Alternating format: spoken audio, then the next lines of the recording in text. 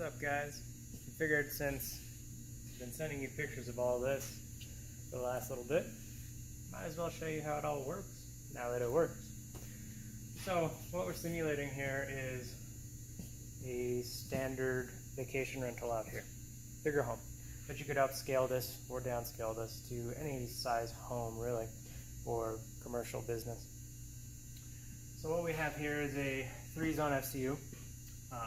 So what that basically simulates is a furnace, but bigger and better. Then you have an air conditioning unit here. You have your snow melt unit here. So for melting your driveways, sidewalks, no snow shoveling required. Then you have a radiant heat zone. So that could be radiant baseboard or radiant floor heating. And this is hydronic, so not an electric floor heat. Then this is your boiler. And we have all these components that work together.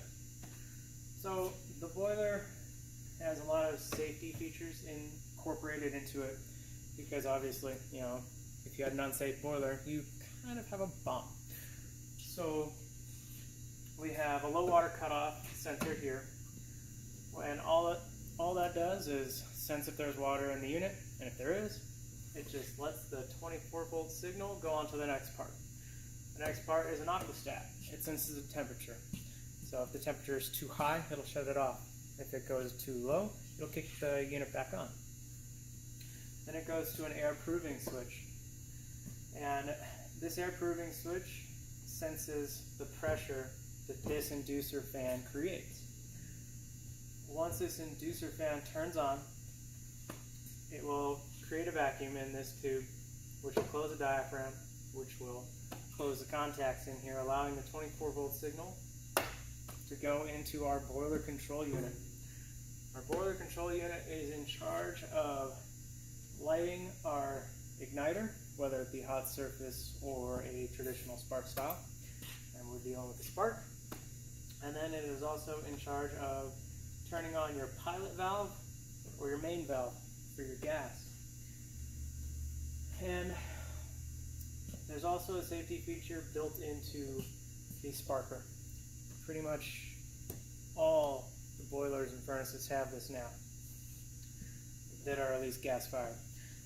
If it does not sense flame when you have the pilot call, it will not allow the main valve to open because it doesn't know if there's a flame or not. So it could be sending a lot of gas into a unlit boiler or furnace, and that could cause one of two things. It could poison the tenants in the house or the business, and it could also, if it did light, it could blow up the building. So pretty safe feature to have. But once it proves there's flame, it'll let the gas valve open the main valve, so all your burners come on, and boom. My light bulbs, all three of these guys represent pumps. So this is my boiler pump, specific to my boiler. This is my zone pump for my radiant heat zone, and also for my FCU, because we're heating it with a hydronic system. Then this light bulb is my snow melt pump. So then we have our AC. It's not complete, but it's getting there. So this fan represents my condenser, or my condenser. I've been working too long. This fan represents my compressor. Because to mount a compressor to this board would be a pain. So, and plus those are 220, 3-phase, and I didn't want to deal with any of that. So I simplified it, and it just represents it because it has a capacitor and a motor. So it represents a compressor very well.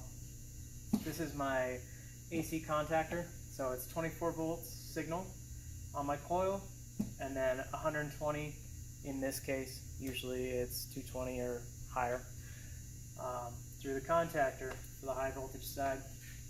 In the future I'll have high pressure and low pressure switches and a time delay. The time delay acts as a safety for the compressor, because if the compressor was too short cycle, meaning that it was to turn on and off rapidly without time to let the high and low pressure equalize, you would end up burning out your compressor, and that's expensive, so you don't want that. A lot of newer thermostats and newer zone controls have built-in time delays anyways, so this would become obsolete, but you can never have enough time delay. I mean, if another part fails, at least you have a backup. And then right here, these are zone dampeners. So you'd find these in your ductwork. So the reason we have zone dampeners is because we have a multi-zone. We have 3 different zones, so basically 3 different bedrooms or 3 different rooms in a house or in a building. And what these do is they allow one zone to have heat or AC without affecting the other zones, or you can have all 3 going. The drawback is you cannot have one zone heat and the other zone simultaneously cool. It just doesn't work that way because it's all incorporated into one unit. So one fan blows over 2 coils, an AC coil and a heat coil. So you can't achieve both. So that's what these do. They open and close dampeners to allow rooms to heat or cool individually or all together as a collective. This fan represents my big fan for my SCU to move the air around. These are my relays that send a low voltage signal to actuate the relay, and then allows high voltage to go to my, oh, sorry, I'm tired, to go to my zone valves, or my dampeners. Then we have our control unit itself. This is the brains behind the whole operation for this side. So basically, your thermostats communicate with this and tell it what to do. So we have our 3 thermostats here, and then this little guy right here you'll find on a lot of fan control units with AC or hydronic heating or hydronic cooling. What this guy is a moisture switch. If I took this to my palm and rubbed it around a little bit, it is so sensitive it would shut the system down. So this one has a test feature. So I can push it, shuts everything down because it thinks that there's water, so it's not going to allow anything to function because it thinks that it's going to flood out the house. So that comes into play. Let me just run to a purge mode. That comes into play because you could freeze up your evaporator coil, and then when it thaws down, you have a ton of water that comes off, and if you don't have adequate drainage, you could flood out your house, creating a lot of drywall damage, mold, all that good stuff. So now that we've kind of gone over the basic components of this guy, let's make it work. So I'm going to call right now for heat. So you'll notice that these 2 zones are closing because zone 1 is the one that wants the call, so it remains open. And right now it's in a purge mode, so it's moving out all this old air, stale air. You'll do that for usually 5 minutes, depends on the system. Once it satisfies its purge mode, you'll see the light change over to a red. That indicates heat. Once it does that, it'll send a signal to this hydronic valve. Once this valve opens, it will close an in switch that's inside them. It's holding back 24 volts from the boiler right now. Once that closes, it will send the signal through this wire, come over into this relay. This relay will tell the zone pump to turn on, sending hydronic heating to that valve, to that unit. So you can keep that running. And this relay has its own end switch inside of it. Once it senses that this has closed, this end switch up here is closed, it will allow 24 volts to flow through this switch down here and come on over to this relay here. And this relay will communicate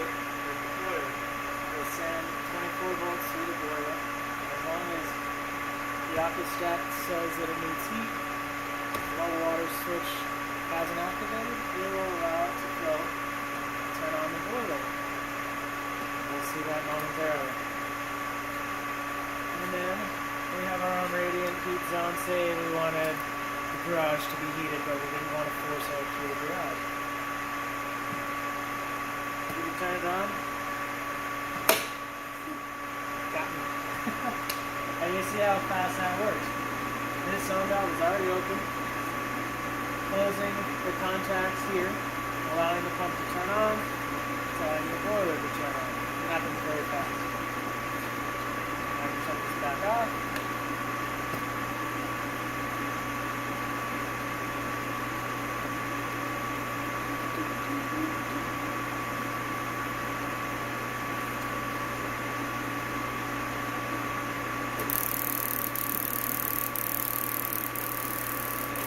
So, see the red light up here? That means I have a call for heat coming from this side. Now let's switch that to a call for cooling. We're going to go through this little purge mode, because you got to move all that hot air out and then introduce your cold air. So once this makes its call, we close this contact and turn on the compressor. And while that's doing its thing, let's say it's super snowy outside, and there's moisture on our switch here, switch this sensor, and it provides enough heat to melt any snow that contacts it, which will bridge the gap between these connections, and we'll tell it that it has moisture present, and if it senses that it's cold enough, it'll turn on. Since we can't do that inside, we'll just throw it in the test mode to simulate that.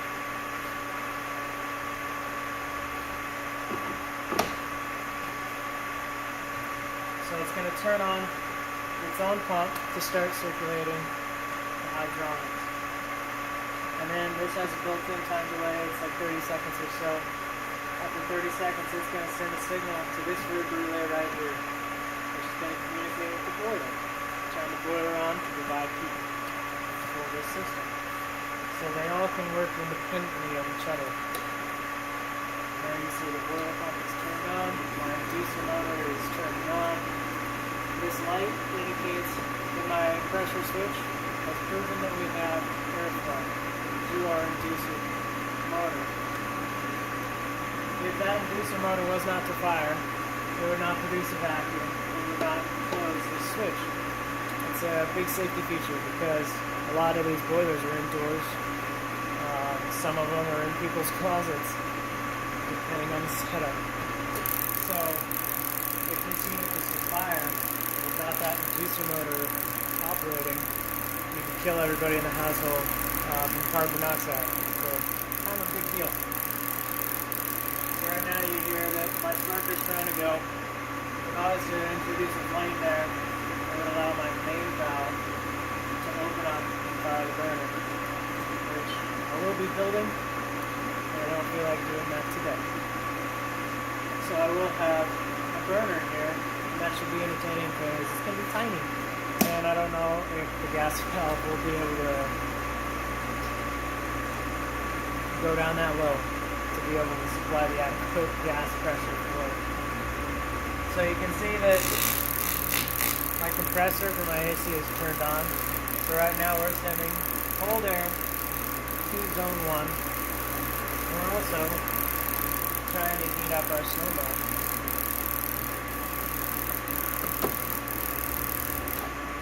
Go ahead and shut that down.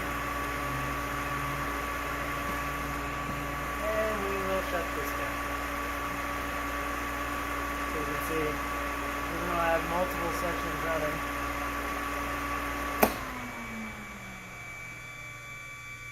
it will shut all of this down. If this was the only system calling for heat, and say the boiler was running, and this was to shut down the system, it would also shut down that side because it would kill the signal. that side would still have power, but it would not run for this side of the system.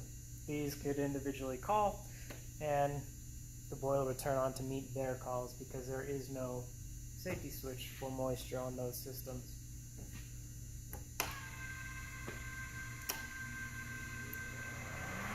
And every time it loses power, it will instantly go and you would reintroduce the power. It'll instantly go into a purge mode because that's its factory setting. So, you see all my zone valves, my dampers are opening,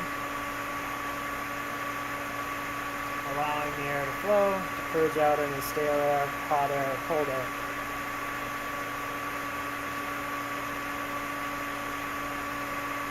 Boom. That's it. That's been my obsession. I hope you enjoyed.